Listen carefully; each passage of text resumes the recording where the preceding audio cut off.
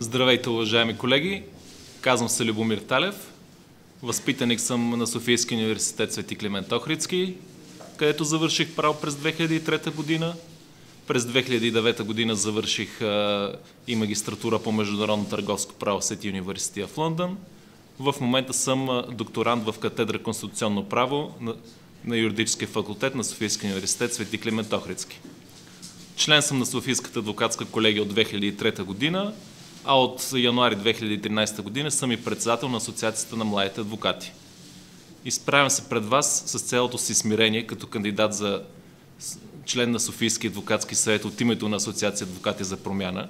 Не защото съм най-достойният кандидат, със сигурност има и много по-достойни, а защото смятам, че от 25 години нашата професия, която по Конституция е уредена в главата съдебна власт, единствената частна професия, уредена в Конституцията и на която по закон се полага дължимото уважение като на съдия, е натикана във ъгъла от лобистки изменения в закона и с любезното съдействие на предишни ръководства на Софийската и на българската адвокатура и с тяхното нищо неправене по въпроса.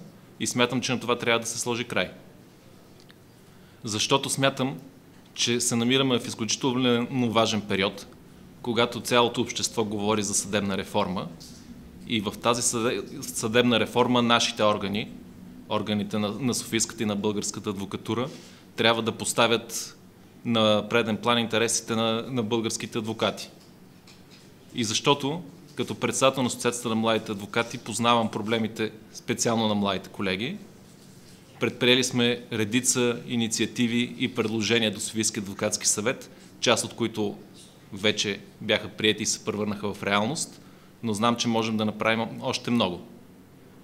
Призовавам ви да подкрепите всички кандидати на Асоциация адвокати за промяна, тъй като те доказаха вече през изминали управленски мандат, че желаят, имат капацитета и могат да правят промени в адвокатурата за по-доброто на всички нас и защото смятам, че това добро начало трябва да бъде продължено.